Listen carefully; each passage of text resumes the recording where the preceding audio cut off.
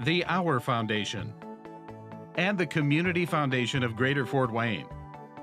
Proud supporters of Arts in Focus on PBS 39.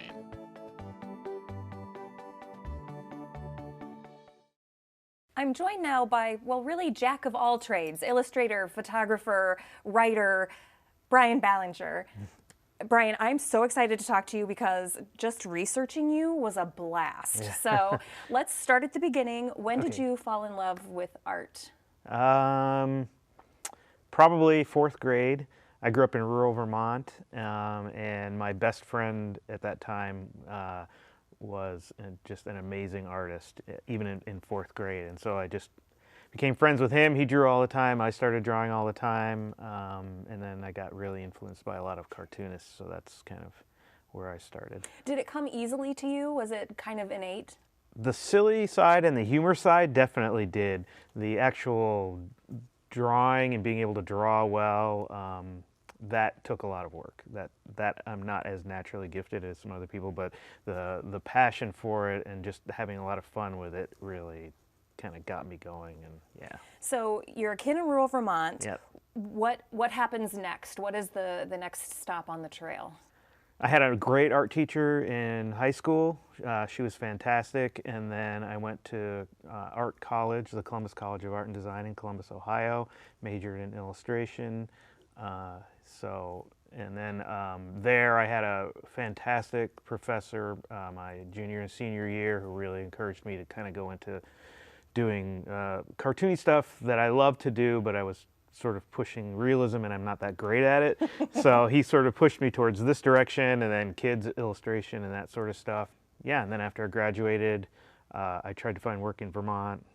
There wasn't really anything for what I wanted to do, so I just decided, okay, I'm going to go far away, and I just drove out to Seattle, Washington without having a place to stay or knowing anybody or having a job or anything, and started working at Microsoft after about, I don't know, 4 or 5 months being out there. It panned out for you. Yep.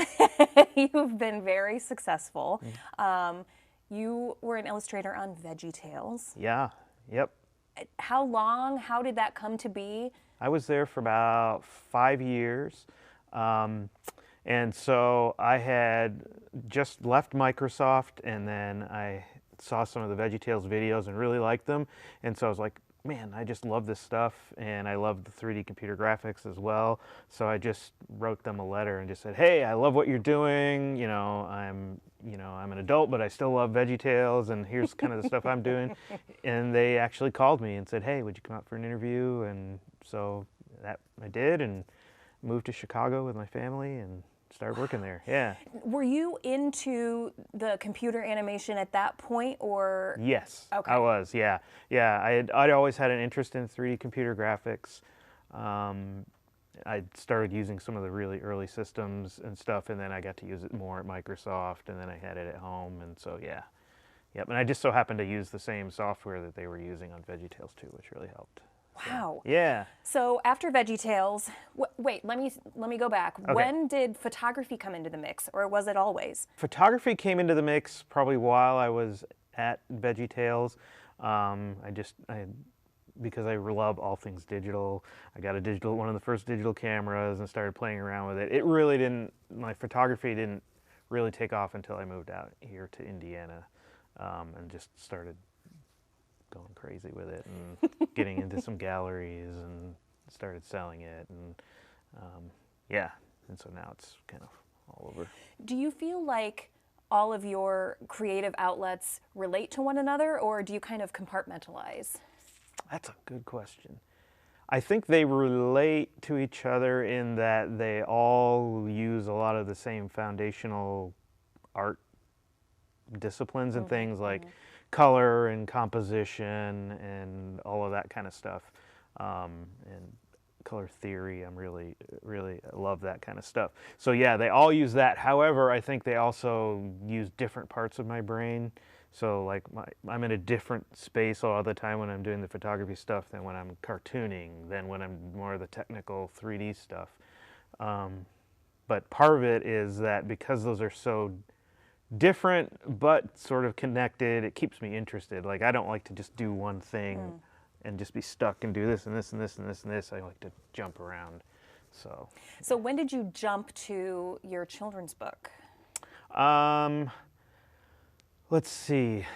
That was, I don't know what that was like. Well, I've been doing children's illustration for books for a long time, ever since I was like out in Seattle. So I've been doing that for, over 20 years.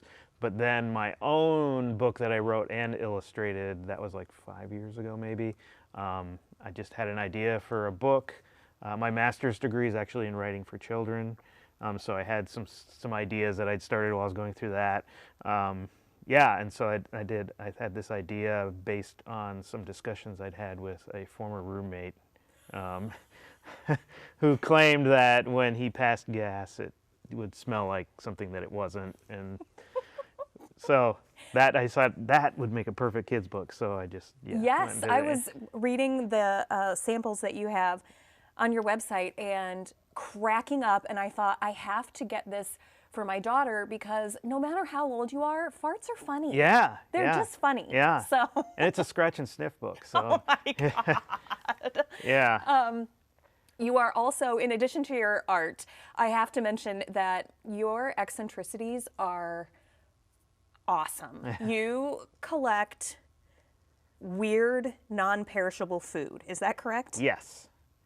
Yes, I do. Why?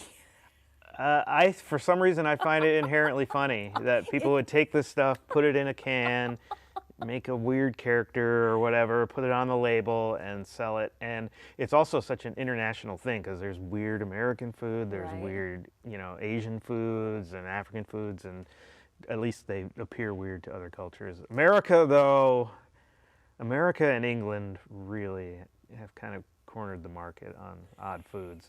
But yeah, so I collect them, and I don't know, people think they're funny. I used to have them on display when I worked at VeggieTales in the studio. I keep them on display at the college at Huntington University where I teach, and yeah, they're a blast. Thank you for that segue. Yes. You teach. Yes. What do you teach, and what do you love about it? So I teach in the animation department. I helped start the animation department with another fellow named Steve Leeper, and he and I started the department there about 15 years ago. He's since moved on to another college. And I teach lots of 3D computer graphics stuff, some digital illustration stuff, talk about color theory stuff, which again I really like lighting and that kind of stuff too. What is it about color theory specifically that you really love? It's sort of a puzzle, kind of, and I like to look at other artists and photography and stuff and figure out what's going on with the color and the light. Part of it is that the college that I went to, we really stressed color theory, and at the time I hated it. And then when I got out and I started using it, I'm like, you know what, now this is really valuable. Mm-hmm. And I like passing that on to people who don't really think about it. So it fits really, really well into what I like to teach, because so many people haven't thought about the relationships of color and how they all work together, and how they can create depth and how they play into the composition and all that, and it's just fun to think about. And yeah. What is the best part of being an artist? For me, there's a couple things. One is I love to see the reactions of other people when they see what you've made.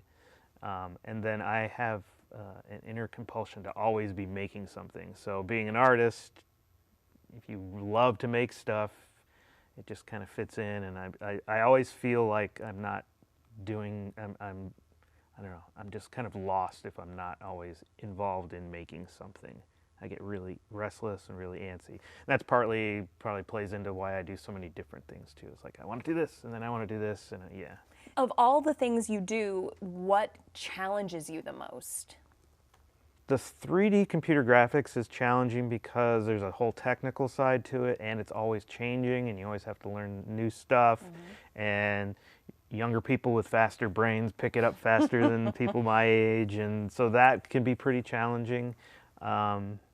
I found when I started doing murals that was challenging because I hadn't really done them before, and then I absolutely fell in love with doing them.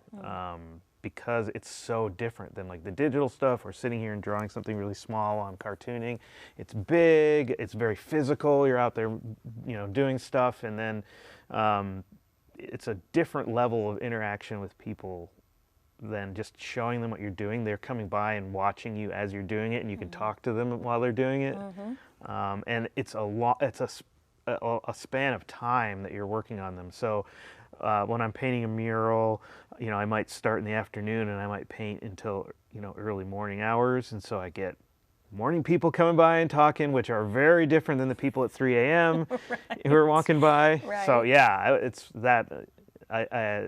Murals has been challenging, but also really fun. So. I'm sure that as a teacher, you have given quite a bit of advice to young artists. What advice would you give your younger self when you started this whole pursuit? I would have said, and this is something that now I work a lot on with my students, I would have said, try and figure out what you're really good at and what you're passionate about earlier, and focus on those. Because there's artists and art that I really like that wasn't in my natural wheelhouse and wasn't something that I necessarily enjoyed doing as much. But if you can combine passion with your natural gifts, you'll be happier, you'll get better faster. You won't bang your head against the wall as much. So that's kind of, that's what I would have told myself. It's interesting because I was going to ask how much you think luck played into your journey, but I don't think it has. I think that you are a talented guy who's worked really hard. Is that fair?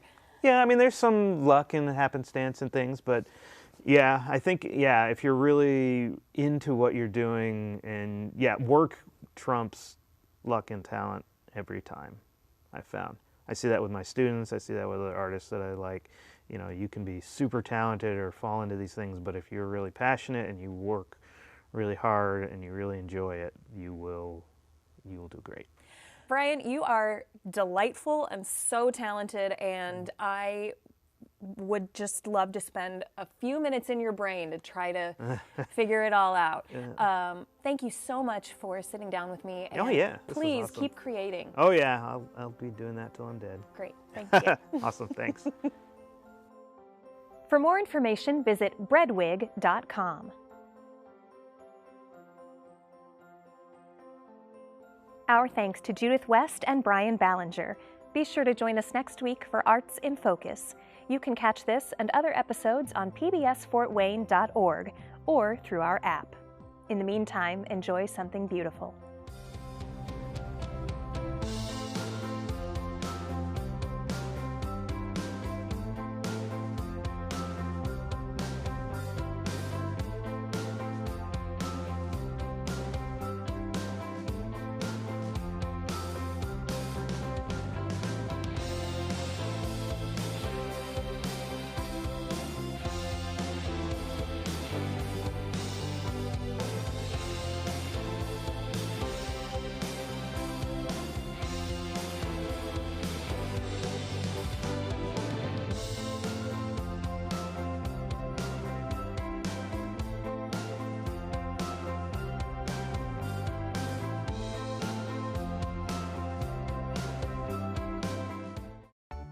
The Our Foundation, and the Community Foundation of Greater Fort Wayne. Proud supporters of Arts in Focus on PBS 39.